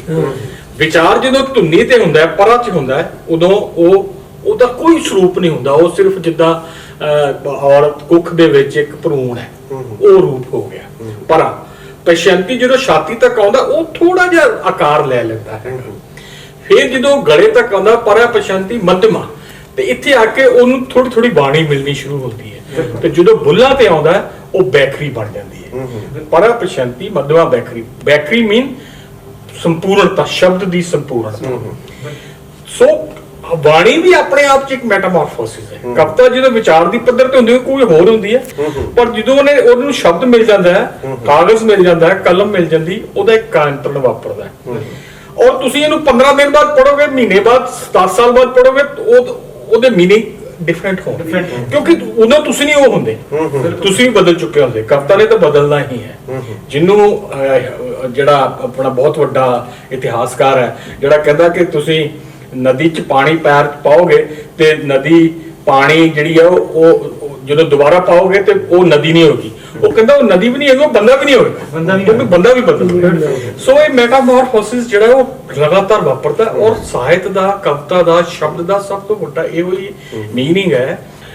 ਸ਼ਬਦ ਹੈ, ਪੁਰਾਣੇ ਜ਼ਮਾਨੇ 'ਚ ਤੁਸੀਂ ਸੀਰੀਅਲ ਦੇਖਦੇ ਹੋਗੇ ਪੁਰਾਣੇ, ਆਰਿਆ ਕਹਾਂ ਜਾ ਰਹੇ ਹੈ, ਕਹਾਂ ਜਾ ਰਹੇ ਹੈ ਪੁੱਛਦੀ ਹੈ। ਹੁਣ ਪੰਜਾਬੀ 'ਚ ਆਰਿਆ ਵਿਗੜ ਕੇ ਅੜਿਆ ਬਣ ਗਿਆ। ਅੜਿਆ, ਆਰਿਆ ਜਿਹੜਾ ਉਹ ਅਪ ਸੰਸਕ੍ਰਿਤ ਦਾ ਸ਼ਬਦ ਹੈ, ਉਹਦਾ ਅਪਭ੍ਰੰਸ਼ ਬਣ ਕੇ ਅੜਿਆ ਬਣ ਗਿਆ। ਸੋ ਇਹ ਕਾਂਤਰਨ ਵਾਪਰਿਆ। ਸੋ ਵਿਚਾਰ ਦੀ ਪੱਧਰ ਦੇ ਉੱਤੇ, ਪ੍ਰਗਟਾਅ ਦੀ ਪੱਧਰ ਦੇ ਉੱਤੇ, ਲਿਖਤ ਦੀ ਪੱਧਰ ਦੇ ਉੱਤੇ, ਕਵੀ ਦੀ ਪੱਧਰ ਦੇ ਉੱਤੇ ਵੀ ਔਰ ਪਾਠਕ ਦੀ ਪੱਧਰ ਤੇ ਵੀ ਇੱਕ ਲਗਾਤਾਰ ਮੈਟਾਮੋਰਫੋਸਿਸ ਵਾਪਰਦਾ। ਔਰ ਇਸੇ ਕਰਕੇ ਇਹਨੂੰ ਕਹਿੰਦੇ ਆ ਕਿ ਸਾਹਿਤ, ਕਵਿਤਾ ਖਾਸ ਕਰਕੇ, ਇਹਦਾ ਅਰਥ ਸਥਿਰ ਨਹੀਂ ਹੈ। ਇਹਨੂੰ ਅਪੋਰੀਆ ਕਹਿੰਦਾ ਦਰੀਦਾ। ਇਹ ਅਪੋਰੀਐਟਿਕ ਹੈ, ਇਹ ਸਥਿਰ ਨਹੀਂ ਹੈ, ਇਹ ਬਦਲਦਾ ਰਹਿੰਦਾ, ਸਥਗਿਤ ਹੁੰਦਾ ਰਹਿੰਦਾ, ਇਸ ਡੈਫਲਡ ਹੁੰਦਾ ਰਹਿੰਦਾ। ਕੋਈ ਸ਼ਬਦ ਦਾ ਅਰਥ ਸਥਿਰ ਨਹੀਂ ਹੈ, ਉਹ ਆਪਣੇ ਟੈਕਸਟ ਨਾਲ, ਆਪਣੇ ਕੌਨਟੈਕਸਟ ਨਾਲ, ਆਪਣੀ ਪ੍ਰੀ ਟੈਕਸਟ ਨਾਲ ਬਦਲਦਾ ਹੈ। ਇਹੋ ਹੀ ਕਵਿਤਾ ਦੀ ਖੂਬਸੂਰਤੀ ਹੈ। ਕਵਿਤਾ ਦਾ ਆਨੰਦ ਹੀ ਇਹਦੇ 'ਚ ਹੈ, ਕਿਉਂਕਿ ਇਹਦੇ 'ਚ ਜਿਹੜਾ ਅਰਥ ਹੈ ਉਹ ਫਿਕਸ ਨਹੀਂ ਹੈ। ਉਹ ਪਾਠਕ ਦੇਖੋ ਕਿੰਨੇ ਤਰ੍ਹਾਂ ਦੇ ਅਰਥ ਲੈਂਦਾ ਉਹਦੇ। ਆਪਾਂ ਦੇਖਦੇ ਹਾਂ ਜਦੋਂ ਆਪਾਂ ਫੇਸਬੁੱਕ ਤੇ ਵੀ ਕਿਤੇ ਉਹ ਕਰਦੇ ਤਾਂ ਅਲੱਗ-ਅਲੱਗ ਤਰ੍ਹਾਂ ਦੇ ਤੁਹਾਨੂੰ ਵਿਊ ਉਹ ਆਉਣਗੇ ਉੱਥੇ। ਦੇਖੋ ਗੁਰਬਾਣੀ 'ਚ ਇੱਕ ਸ਼ਬਦ ਹੈ, ਸੁਣ ਮੇਰੇ ਪ੍ਰੀਤਮਾ ਜੀਓ ਤੁਝ ਬਿਨ ਖਰੀ ਨਿਮਾਣੀ। ਅੱਛਾ, ਇਹਦੇ 'ਚ ਕੋਈ ਜਿਹੜਾ ਸਾਡਾ ਪਿੰਡ ਦਾ ਪਾਠਕ ਜਿਹੜਾ ਭਗਤ ਹੈ ਜਾਂ ਸ਼ਰਧਾਲੂ ਹੈ, ਉਹਨੂੰ ਖੜੀ ਨੂੰ ਖੜੀ ਮੰਨ ਰਿਹਾ, ਪਰ ਉਹਨੂੰ ਆਪਣਾ ਆਨੰਦ ਲੈ ਰਿਹਾ। ਖੜੀ ਨਿਮਾਣੀ, ਮੈਂ ਨਿਮਾਣੀ ਔਰਤ ਵਾਂਗ ਤੇਰੇ ਸਾਹਮਣੇ ਖੜੀ ਹਾਂ। ਅਸਲੀ ਸ਼ਬਦ ਜਿਹੜੇ ਸ਼ਾਬਦਿਕ ਅਰਥ ਨੇ ਉਹ ਹੈਗੀ ਖਰੀ, ਪਿਓਰ, ਖਾਲਿਸ। ਸੋ ਪਾਠਕ ਦੇ ਨਾਲ ਅਰਥ ਵੀ ਚੇਂਜ ਹੋ ਗਏ, ਕੰਟੈਕਸਟ ਦਾ ਚੇਂਜ ਹੋ ਗਿਆ। ਸੋ ਇਸੇ ਕਰਕੇ ਦਰੀਦਾ ਇਹਨੂੰ ਕਹਿੰਦਾ ਓਪੋਰੀਐਟਿਕ ਹੈ। ਸ਼ਬਦ ਦਾ ਅਰਥ ਜਿਹੜਾ ਹੈ ਉਹ ਸਥਗਿਤ ਹੁੰਦਾ ਰਹਿੰਦਾ, ਸਥਿਰ ਨਹੀਂ ਹੈ। ਉਹੀ ਇੱਕ ਅਰਥ ਨਹੀਂ। ਇਹੋ ਹੀ ਸਾਹਿਤ ਦੀ ਔਰ ਕਵਿਤਾ ਦੀ ਔਰ ਗਿਆਨ ਦੀ ਖੂਬਸੂਰਤੀ ਹੈ। ਇੱਕ ਕਵਿਤਾ ਵਾ, ਮਤਲਬ ਜਦੋਂ ਕਵੀ ਬੈਠਾ ਵਾ, ਠੀਕ ਆ, ਉਹਦੇ ਮਨ 'ਚ ਇੱਕ ਜਿੱਦਾਂ ਡਾਕਟਰ ਸਾਹਿਬ ਨੇ ਦ੍ਰਿਸ਼ ਦੀ ਗੱਲ ਕੀਤੀ ਸੀਗੀ, ਤੇ ਉਹ ਦ੍ਰਿਸ਼ ਪੇਸ਼ ਕਰਦਾ ਕਵਿਤਾ ਦਾ ਜਾਂ ਕਵਿਤਾ ਲਿਖਦਾ। ਉਹ ਵੀ ਕਵਿਤਾ ਦੇ ਵੱਖ-ਵੱਖ ਰੂਪ ਹੈ ਤਾਂ ਕਵਿਤਾ ਹੀ ਹੈ ਨਾ। ਹੁਣ ਇੱਕ ਕਵਿਤਾ ਵਾ, ਮਤਲਬ ਇੱਕ ਖਿਆਲ ਆ, ਉਹ ਸਾਲਾਂ ਬੱਧੀ ਨਾਲ ਤੁਰਦਾ ਰਹਿੰਦਾ ਕਵੀ ਦੇ ਨਾਲ। ਹੁਣ ਇੱਥੇ ਕਵਿਤਾ ਕੁਝ ਕਹਿਣਾ ਚਾਹੁੰਦੀ ਆ ਉਸ ਖਿਆਲ ਨੂੰ, ਕਿ ਕਵੀ ਕੁਝ ਕਹਿਣਾ ਚਾਹੁੰਦੀ ਹੈ, ਕਿ ਕਵੀ ਕੁਝ ਕਹਿਣਾ ਚਾਹੁੰਦਾ। ਉਹ ਜਿਹੜਾ ਉਹਨਾਂ ਦਾ ਆਪਸੀ ਫਰਕ ਆ, ਉਹ ਸਾਲਾਂ ਬੱਧੀ ਜੇ ਚੱਲਦਾ ਵਾ। ਇੱਕ ਕਵਿਤਾ ਜਾਂ ਇੱਕ ਰਚਨਾ 2 ਸਾਲ, 5 ਸਾਲ, 7 ਸਾਲ ਵੀ ਤੁਹਾਡੇ ਨਾਲ ਚੱਲਦੀ ਹੁੰਦੀ ਆ। ਇਹਦੇ ਬਾਰੇ ਤੁਹਾਡਾ ਕੀ ਖਿਆਲ ਹੈ? ਇਹ ਨਾ ਹੁਣੇ ਡਾਕਟਰ ਸਾਹਿਬ ਨੇ ਗੱਲ ਕਹੀ ਸੀ ਕਿ ਜਿਹੜਾ ਮੈਟਾਫੋਰਸਿਸ ਹੈ ਨਾ, ਉਹ ਲਗਾਤਾਰ ਚੱਲਦਾ ਰਹਿੰਦਾ, ਜਿਸ ਕਰਕੇ ਸਾਨੂੰ ਉਹਦੇ ਪੱਧਰ ਦੇ ਬਦਲਾਅ ਨਜ਼ਰ ਆਉਂਦੇ ਨੇਗੇ। ਉਹ ਬਦਲਾਅ ਕਵਿਤਾ ਦੇ ਵਿੱਚ ਹੋਣ ਚਾਹੇ ਨਾ ਹੋਣ, ਲੇਕਿਨ ਉਹ ਸਾਡੇ ਅੰਦਰ ਦੇ ਬਦਲਾਅ ਹੁੰਦੇ ਨੇ। ਅਸੀਂ ਕਈ ਵਾਰੀ ਕੀ ਕਰਦੇ ਹਾਂ ਕਿ ਕਵਿਤਾ ਲਿਖਤੀ, ਰੱਖਤੀ, ਮਹੀਨਿਆਂ ਬੱਧੀ, ਸਾਲਾਂ ਬੱਧੀ ਵੀ ਉਹ ਪਈ ਰਹਿੰਦੀ ਹੈ। ਲੇਕਿਨ ਸਾਲਾਂ ਬੱਧੀ ਪੈਣ ਤੋਂ ਬਾਅਦ ਜਦੋਂ ਅਸੀਂ ਚੁੱਕਦੇ ਹਾਂ, ਸਾਨੂੰ ਲੱਗਦਾ ਮੈਂ ਤਾਂ ਕੁਝ ਗਲਤ ਕਿਹਾ। ਇਹ ਉਹ ਨਹੀਂ ਸੀ ਜਿਹੜਾ ਮੈਂ ਕਹਿਣਾ ਚਾਹੁੰਦਾ ਸੀਗਾ। ਤਾਂ ਨੇਚਰਲੀ ਫਿਰ ਇੱਕ ਨਵਾਂ ਕਾਵ ਜਿਹੜਾ ਹੈਗਾ ਉਹ ਰੂਪ ਲੈਂਦਾ ਹੈਗਾ, ਤੇ ਉਸੇ ਦੇ ਆਧਾਰ ਦੇ ਉੱਤੇ ਤੁਸੀਂ ਜਿਹੜੀ ਇਹ ਗੱਲ ਕਹੀ ਹੈਗੀ ਕਿ ਜਿਸ ਤਰ੍ਹਾਂ ਵੀ ਕਵਿਤਾ ਦੇ ਨੇ ਕਿੱਦਾਂ ਬਦਲਾਅ ਲੈ ਕੇ ਆਉਣਾ ਹੈ, ਕਵਿਤਾ ਨੇ ਕਿਸ ਤਰ੍ਹਾਂ ਆਪਣੇ ਸਰੂਪ ਨੂੰ ਲੋਕਾਂ ਦੇ ਸਾਹਮਣੇ ਸ਼ੋਅ ਕਰਨਾ ਹੈਗਾ, ਇਹ ਸਾਰੀਆਂ ਗੱਲਾਂ ਉਸੇ ਗੱਲ ਦਾ ਹਿੱਸਾ ਨਹੀਂ ਹੈ। ਲੇਕਿਨ ਇਹ ਸਾਡੇ ਜਿਹੜੇ ਬੰਦੇ ਅਸੀਂ ਸ਼ਾਇਰੀ ਕਰਦੇ ਹਾਂ ਜਾਂ ਕਵਿਤਾ ਲਿਖਦੇ ਹੈਗੇ, ਇਹ ਗੱਲ ਸਿਰਫ ਸਾਡੇ ਨਾਲ ਵਾਪਰਦੀ ਹੈ, ਸਾਡੇ ਪਾਠਕ ਨਾਲ ਨਹੀਂ ਵਾਪਰਦੀ। ਪਾਠਕ ਸਿਰਫ ਸਾਡੇ ਤੋਂ ਕੁਝ ਉਮੀਦ ਲੈ ਕੇ ਹੀ ਤੁਹਾਡੀ ਕਵਿਤਾ ਨੂੰ ਹੱਥ ਪਾਉਂਦਾ ਹੈ। ਅਸੀਂ ਜਿਹੜੀ ਹੈ ਕਿ ਆਪਣੀ ਕਵਿਤਾ ਨੂੰ ਜਦੋਂ ਵਾਰ-ਵਾਰ ਜਦੋਂ ਹੱਥ ਪਾਉਂਦੇ ਆ ਤਾਂ ਨੇਚਰਲੀ ਹੈ ਕਿ ਸਾਨੂੰ ਕਿਧਰੇ ਨਾ ਕਿਧਰੇ ਕੁਝ ਗਲਤ ਵਾਪਰਨ ਵਾਲਾ ਅਰਥਾਂ ਦੇ ਪੱਧਰ ਤੇ ਪਾਠਕ ਜ਼ਰੂਰ ਉਹ ਕਰਨਾ। ਹਾਂ ਨਜ਼ਰ ਆ ਰਿਹਾ ਹੁੰਦਾ।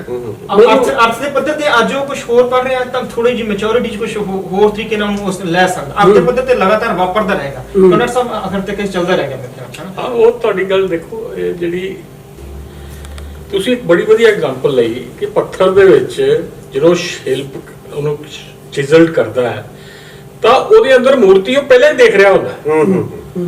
ਭਾਵੇਂ ਉਹਨੂੰ ਪਤਾ ਕਿ ਮੈਂ ਕੀ ਬਣਾਉਣਾ, ਉਹਦੇ ਅੰਦਰ ਮੂਰਤੀ ਆ, ਪੱਥਰ ਸਥੂਲ ਹੈ ਪਰ ਮੂਰਤੀ ਜਿਹੜੀ ਆ ਮੂਰਤ ਰੂਪ ਵਿੱਚ ਉਹਨੂੰ ਦਿਖਾਈ ਦੇ ਰਹੀ ਹੈ, ਜਿਹੜੀ ਉਹਦੀ ਕਲਪਨਾ ਚ ਪਈ ਹੈ। ਕਵੀ ਦੇ ਅੰਦਰ ਵਾਪਰ ਰਿਹਾ, ਵਿਚਾਰ ਦੀ ਪੱਧਰ ਤੇ ਵਾਪਰ ਰਿਹਾ, ਸ਼ਬਦ ਦੀ ਪੱਧਰ ਤੇ ਵਾਪਰ ਰਿਹਾ, ਅਮੂਰਤਤਾ ਦੀ ਪੱਧਰ ਤੇ ਵਾਪਰ ਰਿਹਾ। ਔਰ ਉਸਨੇ ਜਦੋਂ ਫਿਜ਼ੀਕਲੀ ਉਹ ਪਰਿਵਰਤਨ ਕਰਮ ਚ ਪੈਣਾ ਹੈਗਾ ਉਦੋਂ ਵਾਪਰਨਾ। ਔਰ ਅਲਟੀਮੇਟਲੀ ਜਦੋਂ ਉਸ ਨੂੰ ਪਾਠਕ ਨੇ ਜਾਂ ਜਿਹੜਾ ਦਰਸ਼ਕ ਹੈ ਉਹਨੇ ਦੇਖਣਾ ਹੈ, ਉਹਨੇ ਉਹਨੂੰ ਕਿੱਦਾਂ ਦੇਖਣਾ ਹੈਗਾ। ਸੋ ਇੱਕ ਬਹੁਤ ਪ੍ਰੋਸੈਸ ਦੇ ਰੂਪ ਨੇ ਇਹ ਨਾ ਉਹ ਤੁਹਾਨੂੰ ਇੱਕ ਉਹ ਕਹਿੰਦਾ ਕਿ ਜਦੋਂ ਤੁਸੀਂ ਜਿਹੜੀ ਸਿੰਗੂਲੈਰਿਟੀ ਦੇ ਵਿੱਚ ਚੀਜ਼ਾਂ ਨੂੰ ਨਹੀਂ ਦੇਖ ਸਕਦੇ, ਚੀਜ਼ਾਂ ਦੀ ਜਿਹੜੀ ਪਲੂਰੈਲਿਟੀ ਔਰ ਮਲਟੀਪਲਿਸਿਟੀ ਹੈ ਉਹਦੇ ਵਿੱਚ ਹੀ ਉਹਦੇ ਅਰਥ ਜਿਹੜੇ ਹੈਗੇ ਉਹ ਪਏ ਨੇ। ਇੱਕ ਮੈਂ ਤੁਹਾਨੂੰ ਛੋਟੀ ਜਿਹੀ ਕਵਿਤਾ ਅਮਰਜੀਤ ਚੰਦਨ ਦੀ ਦੱਸਦਾ ਹੈਗਾ। ਉਹ ਭਗਤ ਸਿੰਘ ਦੀ ਇੱਕ ਕਮੀਜ਼ ਜਿਹੜੀ ਕਿਤੇ ਅਜਾਇਬ ਘਰ 'ਚ ਜਾਂ ਕਿਤੇ ਪਈ ਹੋਈ, ਉਹਦੇ 'ਚ ਕਿਤੇ ਕੋਈ ਚੰਬੇਲੀ ਦੀ ਕਲੀ ਜਿਹੜੀ ਹੈ ਉਹ ਫੋਟੋ ਦੇ ਵਿੱਚ ਕਿਸੇ ਨੇ ਖਿੱਚੀ, ਉਹ ਫੋਟੋ ਦੀ ਚੰਬੇਲੀ ਦੀ ਕਲੀ ਆ ਗਈ।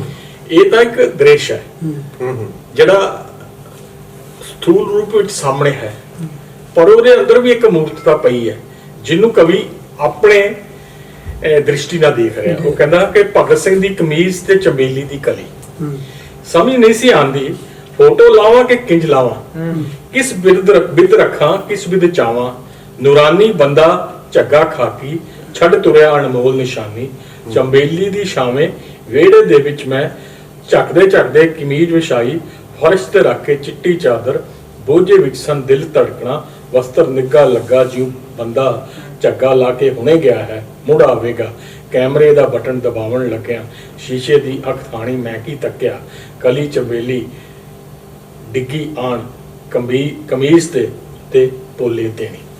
ਸੋ ਤੁਸੀਂ ਦੇਖੋ ਕਿ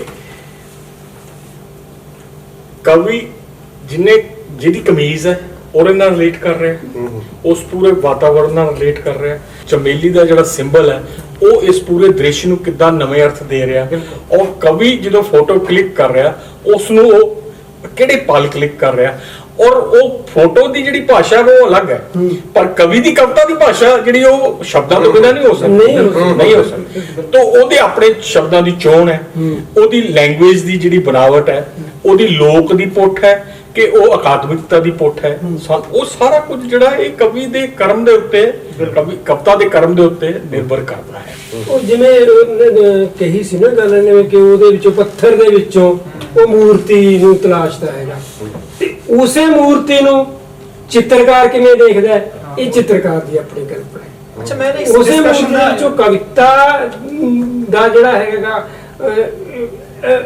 ਆਕਾਰ ਦੇਖਦਾ ਹੈ, ਉਹ ਕਵੀ ਦਾ ਜਿਹੜਾ ਹੈਗਾ ਦਰਸ਼ਨ ਹੈਗਾ।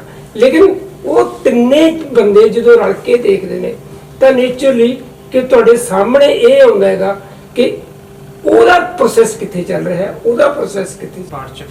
ਤੇ ਜਿਵੇਂ ਹੁਣ ਇੱਕ ਲੰਬੀ ਕਵਿਤਾ ਹੈ ਨਾ, ਲੰਬੀ ਕਵਿਤਾ ਆਪਾਂ ਛੰਦੋਂ ਚ ਪਾਉਂਦੀ ਨਾ ਹੋਵੇ, ਕੁਝ ਲੈ ਜ਼ਰੂਰੀ ਹੈ ਕਿਉਂਕਿ ਲੈ ਆਪਾਂ ਨੂੰ ਆਖਰ ਤੱਕ ਜੋੜੀ ਰੱਖੀ। ਠੀਕ ਹੈ ਜੀ। ਇੱਕ ਹੈਗੀ ਹੈ ਬਾਲ ਕਵਿਤਾ, ਪਿਛਲੇ ਦਿਨੀ ਡਾਕਟਰ ਸਾਹਿਬ ਨੇ ਬਾਲ ਕਵਿਤਾ ਲਿਖੀ, ਉਹ ਐਨਬੀਟੀ ਦੀ ਕਿਤਾਬ ਆ ਰਹੀ ਹੈ, ਉਹ ਚੰਗੀ ਛਪ ਰਹੀ ਹੈ, ਤੇ ਉਸ ਵੀ ਆਪਾਂ ਇਸ ਚੀਜ਼ ਨੂੰ ਡਿਸਕਸ਼ਨ ਦਾ ਆਧਾਰ ਬਣਾਈਏ ਕਿ ਉਹ ਵੀ ਜ਼ਰੂਰੀ ਹੈ, ਉਹ ਚ ਇੱਕ ਲੈ ਜ਼ਰੂਰੀ ਹੈ। ਬੱਚਾ ਲੈ ਨੂੰ ਫੜਦਾ, ਠੀਕ ਹੈ ਨਾ, ਜਿਵੇਂ ਨਰੇਸ਼ ਸਕਸਨ ਕਹਿੰਦਾ ਵੀ ਬੱਚਾ कविता के शब्द नहीं अर्थ समझता है, नहीं संगीत समझता है, पहले वो अर्थ समझता है बाद में सीखेगा भाषा। ठीक है जी। तो मैं वो डिस्कशन ਦਾ ਆਪਣਾ ਬਣਾਉਣਾ ਚਾਹੁੰਦਾ ਕਿ ਉਹ ਕਿਸ ਤਰ੍ਹਾਂ ਆਪਾਂ ਕਿਸ ਤਰ੍ਹਾਂ ਡਿਸਕਸ ਕਰ ਸਕਦੇ ਹਾਂ। ਦੇਖੋ ਇਹਨਾਂ ਨੇ ਮੈਨੂੰ ਆਖਿਆ ਕਿ ਤੁਸੀਂ ਕੋਈ ਬੱਚੇ ਤੇ ਕਵਿਤਾ ਲਿਖੋ। ਮੈਂ ਅੱਜ ਤੱਕ ਬੱਚੇ ਤੇ ਕਵਿਤਾ ਨਹੀਂ ਸੀ ਲਿਖੀ। ਪਰ ਸਾਡੇ ਕਿਉਂਕਿ ਬਾਲ ਅਰਥ-ਬੋਧ, ਬਾਲ ਮਾਨਸਿਕਤਾ ਔਰ ਬਾਲ ਭਾਵੁਕਤਾ ਤੱਕ ਤੁਹਾਨੂੰ ਉਤਰਨਾ ਪਏਗਾ। ਤੁਸੀਂ ਉਸ ਨੂੰ ਪ੍ਰੌੜ ਕਵੀ ਦੀ ਭਾਸ਼ਾ 'ਚ ਬਾਲ ਕਵਿਤਾ ਨਹੀਂ ਲਿਖ ਸਕਦੇ। ਮੈਨੂੰ ਇਹਨਾਂ ਨੇ ਇੱਕ ਹੁਕਮ ਕੀਤਾ ਸੀ ਔਰ ਮੈਂ ਕੋਸ਼ਿਸ਼ ਕੀਤੀ ਔਰ ਮੈਨੂੰ ਬਹੁਤ ਜਦੋਜਹਿਦ ਕਰਨੀ ਪੜੀ। ਮਤਲਬ ਮੈਂ ਸੋਚਿਆ ਕਿ ਮੈਂ ਇਹਦੇ 'ਚ ਕਿੰਨਾ ਕੁ ਬਾਲ ਦੀ ਪੱਧਰ ਤੇ ਆ ਸਕਦਾ। ਤੇ ਛੋਟਾ ਜਿਹਾ ਐਕਸਪੈਰੀਮੈਂਟ ਹੈ। ਆਪਣੇ ਬੱਚਾ, ਮੇਰਾ ਬੇਟੇ ਦਾ ਨਾਮ ਲਾਮਾ, ਉਹਦੇ ਨਾਂ ਕਵਿਤਾ ਲਿਖੀ। ਲਾਮਾ ਜੀ ਉਹ ਲਾਮਾ ਜੀ, ਭੋਲੇ ਵਾਲੇ ਲਾਮਾ ਜੀ, ਸਿੱਧੇ ਸਾਦੇ ਲਾਮਾ ਜੀ, ਮੋਟੇ ਤਾਜੇ ਲਾਮਾ ਜੀ। ਅੱਜ ਬੜੇ ਖੁਸ਼ ਦਿਸਦੇ ਹੋ, ਸਵੇਰ ਤੋਂ ਭੱਜੇ ਫਿਰਦੇ ਹੋ, ਪੈਰ ਨਹੀਂ ਲੱਗਦੇ ਜ਼ਮੀਨ ਤੇ, ਕੀ ਆਏ ਤੁਹਾਡੇ ਮਾਮਾ ਜੀ, ਲਾਮਾ ਜੀ ਉਹ ਲਾਮਾ ਜੀ। ਦੁੱਧ ਪੀਂਦੇ ਹੋ ਕਈ ਗਲਾਸ, ਫਿਰ ਵੀ ਨਾ ਕੋਈ ਤਰਵਾਸ, ਪਰੌਂਠੇ ਬਣਾਉਂਦੀ ਮਾਂ, ਥੱਕ ਜਾਵੇ ਅੰਮੀ, ਕੀ ਬਣਨਾ ਤੁਸੀਂ ਗਾਮਾ ਜੀ, ਲਾਮਾ ਜੀ ਉਹ ਲਾਮਾ ਜੀ। ਖੇਲੋ ਸਾਰਾ ਦਿਨ ਕਲੋਨੀ ਅੰਦਰ, ਨਾਲ ਖੇਲੇ ਸਿਪਾਹੀ ਫੂਲ ਚੰਦਰ, ਕਦੇ ਖਰਗੋਸ਼ ਕਦੇ ਬਣਦਾ ਬੰਦਰ, ਜਿੱਧਰ ਵੀ ਜਾਵੋ ਵੱਜਣ ਸਲਾਮਾ ਜੀ, ਲਾਮਾ ਜੀ ਉਹ ਲਾਮਾ ਜੀ। ਸੋ ਕਹਿਣ ਤੋਂ ਭਾਵ ਇਹ ਹੈ ਕਿ ਤੁਹਾਨੂੰ ਉਹ ਬਾਲ ਬੋਧ ਦੇ ਪੱਧਰ ਦੇ ਉੱਤੇ ਆਉਣਾ ਪਏਗਾ। ਹਾਂ, ਤਾਂ ਸ਼ਿਲਪੀ ਰਿਦਮ ਦੇਖੋ ਜੀ ਪੂਰਾ ਹੈ। ਅਗਰ ਇੱਥੇ ਰਿਦਮ ਟੁੱਟੇਗਾ ਉਹ ਕਵਿਤਾ ਬਾਲ ਕਵਿਤਾ ਨਹੀਂ ਸਕਦਾ। ਮੈਂ ਪਿਛਲੇ ਦਿਨਾਂ 'ਚ ਨਾ ਡਾਕਟਰ ਸਾਹਿਬ ਬਹੁਤ ਆਪਾਂ ਕਵਿਤਾ ਦੀ ਜਿਹੜੀ ਭਾਸ਼ਾ ਵਾ ਤੇ ਜਿਹੜੀ ਕਵੀ ਦੀ ਭਾਸ਼ਾ ਹੈ ਨਾ, ਆਪਾਂ ਉਹਦੀ ਬੜੀ ਤਹਿ ਤੱਕ ਪਹੁੰਚੇ ਹੋਏ ਆ। ਬੜਾ ਮੈਂ ਪਿਛਲੇ ਦਿਨਾਂ 'ਚ ਨਾ ਗੁਲਜ਼ਾਰ ਸਾਹਿਬ ਦੀ ਇੱਕ ਚੀਜ਼ ਪੜ੍ਹ ਰਿਹਾ ਸੀ, ਉਰਦੂ 'ਚ ਸੀ ਜਾਂ ਹਿੰਦੀ 'ਚ, ਮੈਨੂੰ ਇਸ ਵੇਲੇ, ਪਰ ਉਹਦੀ ਜਿਹੜੀ ਅਖੀਰਲੀ ਲਾਈਨ ਸੀ, ਮਤਲਬ ਜਿਹੜੀ ਮੈਂ ਜਿਹਦਾ ਭਾਵ ਅਰਥ ਇਹ ਨਿਕਲਦਾ ਕਿ ਜਿਹੜੀ ਇਹ ਕਵਿਤਾ ਨਾ ਹੈ ਨਾ, ਉਹ ਵੀ ਅੱਧੀ ਖੁੱਲੀ ਅੱਖ ਨਾਲ ਸੌਂਦੀ ਆ। ਇਹ ਪਿਛਲੇ ਦਿਨਾਂ 'ਚ ਮੈਂ ਪੜ੍ਹਿਆ। ਕਵਿਤਾ ਖੁੱਲੀ ਅੱਧੀ ਅੱਖ, ਬਿਲਕੁਲ ਸਹੀ ਗੱਲ ਹੈ ਨਾ। ਹੁਣ ਦੇਖੋ ਕਵੀ ਮਤਲਬ ਕਵਿਤਾ ਨੂੰ ਮਤਲਬ ਕਵੀ ਦਾ ਕਿੰਨਾ ਫਿਕਰ ਆ, ਤੇ ਜੇ ਇਹ ਤਦੇ ਹੋਊਗਾ ਨਾ ਜੇ ਕਵੀ ਨੂੰ ਕਵਿਤਾ ਦਾ ਉਹਨਾਂ ਜ਼ਿਆਦਾ ਫਿਕਰ ਹੋਊਗਾ, ਉਹ ਸਮਰਪਿਤ ਵੀ ਹੋਊਗਾ। ਤੇ ਜਿੱਦਾਂ ਡਾਕਟਰ ਸਾਹਿਬ ਨੇ ਪਹਿਲਾਂ ਗੱਲ ਕੀਤੀ ਸੀ ਕਿ ਮਤਲਬ ਜਿਹੜੀ ਉੱਚਤਮ ਕਵਿਤਾ ਵਾ ਤੇ ਉੱਚਤਮ ਕਵੀ ਵੀ ਨਾਲ ਹੀ ਕਹਿ ਲਓ ਹਨਾ ਵੀ ਜਦੋਂ ਤੱਕ ਪਹੁੰਚਦਾ ਤੇ ਉਹ ਸਮਿਆਂ ਤੋਂ ਪਾਰ ਚੱਲ ਜਾਂਦੇ ਆ। ਮੇਰੇ ਕਹਿਣ ਦਾ ਭਾਵ ਇਹ ਸੀਗਾ ਵੀ ਜੇ ਕਵੀ ਦੇ ਨਾਲ ਕਵਿਤਾ ਜਾਗਦੀ ਆ ਤੇ ਕਵਿਤਾ ਹੈਗੀ ਆ, ਬਿਲਕੁਲ ਠੀਕ ਹੈ ਨਾ, ਤੇ ਜੇ ਕਵਿਤਾ ਸੁੱਤੀ ਹੋਈ ਆ ਤੇ ਇਟ ਮੀਨਸ ਕਵੀ ਵੀ ਸੁੱਤਾ ਹੋਇਆ ਨਾਲ, ਉੱਥੇ ਕਵਿਤਾ ਨਹੀਂ ਹੋ ਸਕਦੀ। ਤੇ ਮੈਂ ਤੁਸੀਂ ਆਪਣਾ ਗੱਲ ਕਰ ਰਹੇ ਸਿੱਧੂ ਜੀ ਜਿਹੜਾ ਲੰਬੀ ਕਵਿਤਾ ਬਾਰੇ ਆਪਾਂ ਗੱਲ ਕਰਦੇ ਵੀ ਨਹੀਂ ਕਿਤੇ ਦਿਸਦੀ, ਮਤਲਬ ਉਹਦੇ ਜਿੱਦਾਂ ਡਾਕਟਰ ਮੋਹਨਜੀਤ ਹੋਣਾ ਦੀ ਕਿਤਾਬ ਕੋਨੇ ਦਾ ਸੂਰਜ ਆਈ ਆ, ਜਿਹੜਾ ਨੂੰ ਉਹਨਾਂ ਨੂੰ ਸਾਹਿਤ ਅਕੈਡਮੀ ਦਾ ਨਾਮ ਵੀ ਮਿਲਿਆ। ਤੇ ਜੇ ਮਤਲਬ ਉਹ ਕਵਿਤਾ ਲੰਬੀ ਕਵਿਤਾ ਮਤਲਬ ਲਿਖੀ ਗਈ, ਠੀਕ ਆ, ਤੇ ਜੇ ਨਹੀਂ ਲਿਖੀ ਜਾ ਰਹੀ ਉਹਦੇ ਕੀ ਕਾਰਨ ਹੈਗੇ? ਮਤਲਬ ਕਾਰਨ ਇਹ ਬਸ ਇਹੀ ਹੈ ਕਿ ਤੁਸੀਂ ਆਖਰ ਤੱਕ ਨਿਭਾਉਣੀ ਬਹੁਤ ਮੁਸ਼ਕਿਲ ਹੁੰਦੀ ਹੈ। ਤੁਸੀਂ ਛੋਟੀ ਕਵਿਤਾ ਛੋਟਾ ਖਿਆਲ ਲਿਖ ਦੋਗੇ ਹਨਾ, ਬਟ ਲੰਬੀ ਕਵਿਤਾ ਤੁਹਾਨੂੰ ਇੱਕ ਤਾਂ ਰਿਦਮ ਚਾਹੀਦਾ ਹੋਊਗਾ ਨਾ, ਤੁਹਾਡੀ ਪੋਇਟਿਕ ਸੈਂਸ ਤੁਸੀਂ ਯਾਨੀ ਕਿ ਉਹ ਉਡਾਨ ਤੁਹਾਡੀ ਬਹੁਤ ਵੱਡੀ ਚਾਹੀਦੀ ਹੋਊਗੀ, ਤੇ ਉਹ ਬਹੁਤ ਜ਼ਰੂਰੀ ਹੈ। ਉਡਾਨ ਤੁਹਾਡਾ ਯਾਨੀ ਕਿ ਇੱਕ ਪੋਇਟਿਕ ਸੈਂਸ ਕਿੰਨੀ ਹੈ ਤੁਹਾਡੇ ਅੰਦਰ, ਰਿਦਮ ਐਂਡ ਤੱਕ ਚਾਹੀਦਾ, ਐਂਡ ਤੱਕ ਟੁੱਟਣਾ ਨਹੀਂ ਚਾਹੀਦਾ। ਲੈ ਉਹਦੀ ਉਹ ਛੰਦ ਵੀ ਯਾਦ ਰੱਖੋ, ਛੰਦ ਨਾ ਹੋਵੇ ਪਰ ਇੱਕ ਲੈਅ ਜ਼ਰੂਰ ਹੋਣੀ ਚਾਹੀਦੀ, ਇੱਕ ਰਿਦਮ, ਆਂਤਰਿਕ ਰਿਦਮ ਹੈ ਉਹ ਬਹੁਤ ਜ਼ਰੂਰੀ ਹੈ। ਅਦਰਵਾਈਜ਼ ਕਿਤੇ ਟੁੱਟਦਾ, ਹੁਣ ਤੁਸੀਂ ਜਿਹਦੀ ਆਪਾਂ ਪਹਿਲਾਂ ਗੱਲ ਕਰ ਰਹੇ ਸੀ ਉਹ ਕਿਤੇ ਚੱਲਦੀ ਨਹੀਂ ਗੱਲ। ਜੇ ਤੁਸੀਂ ਲੰਬੀ ਕਵਿਤਾ ਰਿਦਮ ਲੈ ਕੇ ਤਾਂ ਚੱਲੋਗੇ ਨਾ ਥੋੜਾ ਜਿਹਾ, ਉਹ ਕਿਤੇ ਉਹ ਤੁਹਾਨੂੰ ਅਚੰਭਤ ਵੀ ਕਰੇਗੀ ਹਨਾ, ਕਲਿਕ ਵੀ ਹੋਏਗਾ ਕਿਤੇ ਵਿੱਚ ਹਨਾ। ਜਿਵੇਂ ਨਰੇਸ਼ ਸਕਸੇਨਾ ਦੀ ਮੈਂ ਇੱਕ ਕਿਤਾਬ ਅਨੁਵਾਦ ਕਰ ਰਿਹਾ, ਚੰਬਲ ਇੱਕ ਨਦੀ ਦਾ ਨਾਮ, 45 ਪੇਜਾਂ ਦੀ ਉਹਦੀ ਕਵਿਤਾ ਜੀ, ਉਹ ਕਿਤੇ ਟੁੱਟ ਨਹੀਂ ਦਿੰਦਾ। ਤੁਸੀਂ ਹਰ ਜਾਨੀ ਕਿ ਹਰ ਸਤਰ ਤੇ ਤੁਸੀਂ ਵਾਹ ਕਹੋਗੇ, ਆਹ ਕਹੋਗੇ ਹਨਾ, ਉਹ ਤੁਹਾਡੇ ਨਿਕਲੇਗਾ, ਤੁਹਾਨੂੰ ਲੱਗੇਗਾ ਕਿ ਵਾਕਈ ਤੁਹਾਡਾ ਰੋਣਾ ਨਿਕਲਦਾ ਹਨਾ, ਤੁਸੀਂ ਚੰਬਤ ਹੁੰਦੇ ਹੋ। ਇਹ ਚੀਜ਼ਾਂ ਇਸ ਤਰ੍ਹਾਂ ਹੁੰਦੀਆਂ, ਜੇ ਪਹਿਲੇ ਸ਼ੁਰੂ ਤੋਂ ਹੀ ਤੁਸੀਂ ਟੁੱਟ ਗਈ ਜਾਂ ਉਹ ਯਾਨੀ ਕਿ ਕਿਤੇ ਕਾਵ ਪੱਧਰ ਤੇ ਚੱਲੀ ਨਾ ਗੱਲ, ਫਿਰ ਤਾਂ ਕਰਕੇ ਉਦੋਂ ਰਹਿ ਜਾਂਦੀ ਆ 5-7 ਵੱਧ 17 ਲਿਖ ਹੁੰਦੀਆਂ, ਉਦੋਂ ਬਾਅਦ ਟੁੱਟ ਜਾਂਦੀਆਂ। ਡਾਕਟਰ ਸਾਹਿਬ ਮੇਰਾ ਅਖੀਰ ਦੇ ਵਿੱਚ ਇੱਕ ਇਹ ਸਵਾਲ ਆ ਕਿ ਜਿਹੜੀ ਅੱਜ ਮਤਲਬ ਕਵਿਤਾ ਲਿਖੀ ਜਾ ਰਹੀ ਆ, ਉਹਨੇ ਕਿੰਨੀ ਕੁ ਮਤਲਬ ਜ਼ਿੰਮੇਵਾਰੀ ਨਿਭਾਈ ਆ? ਕਿਉਂਕਿ ਬੜੀ ਮਤਲਬ ਕ੍ਰਿਟੀਕਲ ਸਟੇਜ ਦੇ ਵਿੱਚੋਂ ਮਤਲਬ ਸਾਰੀ ਦੁਨੀਆ ਮਤਲਬ ਇਸ ਵੇਲੇ ਨਿਕਲ ਰਹੀ ਆ।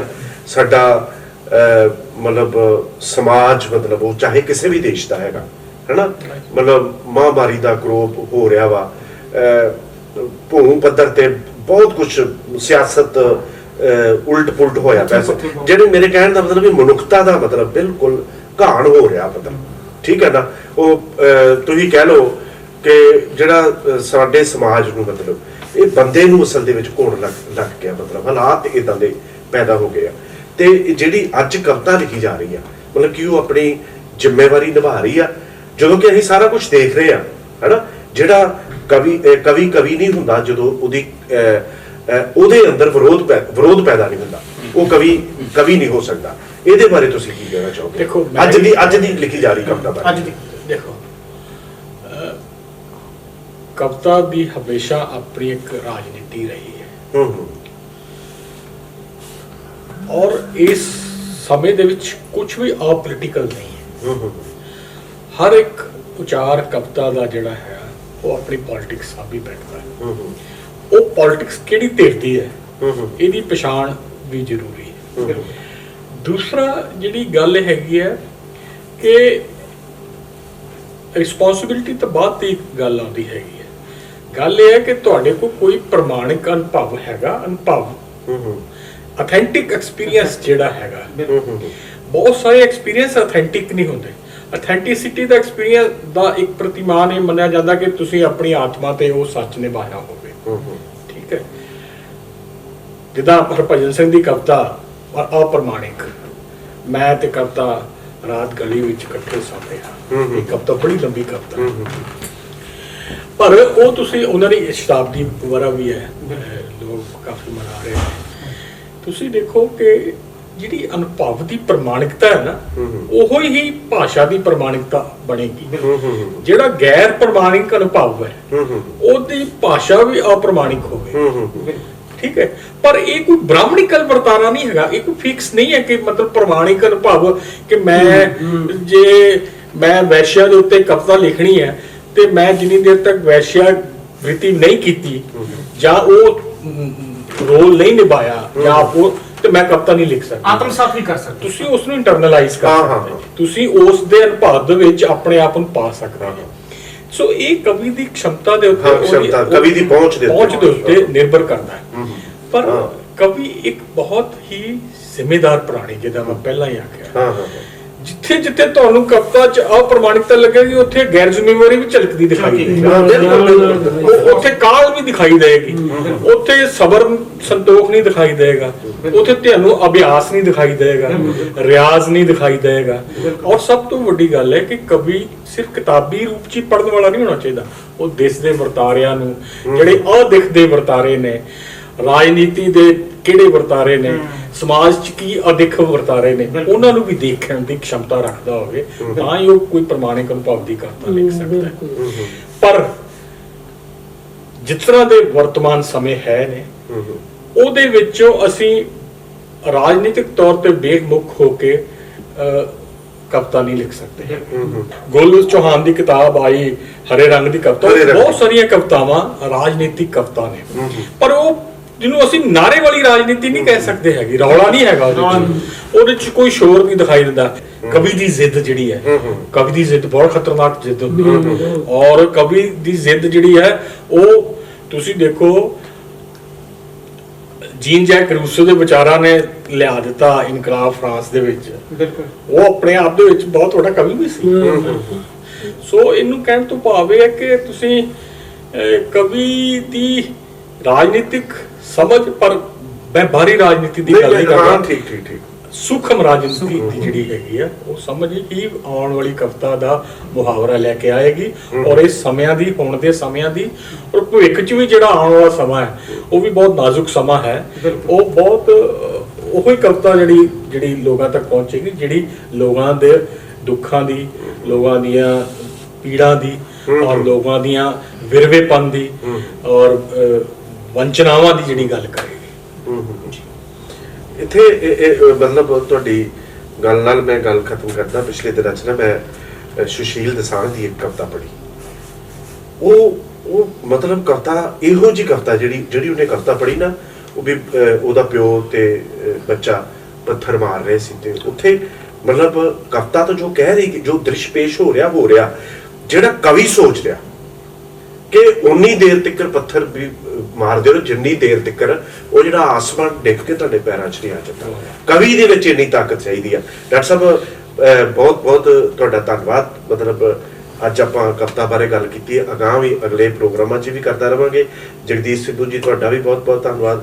ਦਰਵੇਸ਼ ਜੀ ਬਹੁਤ ਬਹੁਤ ਵਧੀਆ ਅੱਜ ਗੱਲਾਂ ਹੋਈਆਂ। ਤੇ ਅੱਜ ਕਿਉਂ ਨਾ ਜਿਹੜੀ ਇਹਨਾਂ ਦੀ ਨਵੀਂ ਕਿਤਾਬ ਬੱਧਤ ਆਈ ਆ, ਹਾਂਜੀ। ਆਪਾਂ ਮਤਲਬ ਅੱਜ ਆਨਲਾਈਨ ਵੀ ਰਿਲੀਜ਼ ਕਰ ਦਈਏ, ਬਹੁਤ ਜ਼ਰੂਰੀ ਹੈ ਤੇ ਜੀ, ਬਹੁਤ। ਤਾਂ ਕਿ ਸਾਡਾ ਮਤਲਬ ਇਵੇਂ ਦੀਆਂ ਜਿਹੜੀਆਂ ਕਿਤਾਬਾਂ ਇਵੇਂ ਲੋਕਾਂ ਤੱਕ ਪਹੁੰਚਣੀਆਂ ਚਾਹੀਦੀਆਂ। ਬਹੁਤ ਵਧੀਆ ਕਿਤਾਬ ਹੈ ਜੀ ਇਹ। ਹਾਂ ਹਾਂ। ਸੁਖਾਨੰਦ ਜੀ ਨਾਨੋਵਾਲ, ਜਿਨ੍ਹਾਂ ਦੇ ਅੱਜ ਅਸੀਂ ਘਰ ਬੈਠੇ ਹਾਂ, ਤੁਸੀਂ ਆਓ ਪਲੀਜ਼ ਇਸ ਰਿਲੀਜ਼ ਕਿਤਾਬ ਦੇ ਵਿੱਚ ਸ਼ਾਮਲ ਹੋਵੋ। ਇਹ ਕਿਤਾਬ ਜਿਹੜੇ ਡਾਕਟਰ ਸਾਹਿਬ ਨੇ ਦਾਰਸ਼ਨਿਕ ਤੇ ਹੋਰ ਵਿਸ਼ੇਸ਼ ਲੇਖ ਲਿਖੇ ਆ, ਇਹ ਖੋਜ ਵਿਦਿਆਰਥੀਆਂ ਵਾਸਤੇ ਬਹੁਤ ਲਾਹੇਵੰਦ ਕਿਤਾਬ ਸਾਬਤ ਹੋਊਗੀ। ਤੇ ਮੇਰੀ ਮਤਲਬ ਬੇਨਤੀ ਤੇ ਫਰਮਾਇਸ਼ ਇਕੱਠੀ ਆ ਕਿ ਇਹਨਾਂ ਨੂੰ ਜਿਹੜੇ ਵਿਦਿਆਰਥੀ ਆ ਤੇ ਜਿਹੜੇ ਸਾਡੇ ਸਾਹਿਤਕਾਰ ਲੋਕ ਵੀ ਆ ਉਹ ਵੀ ਜ਼ਰੂਰ ਪੜ੍ਹਨ। ਬੱਧਤ ਕਿਤਾਬ ਜਿਹੜੀ ਸਾਰਿਆਂ ਨੂੰ ਜੀ ਆਇਆਂ।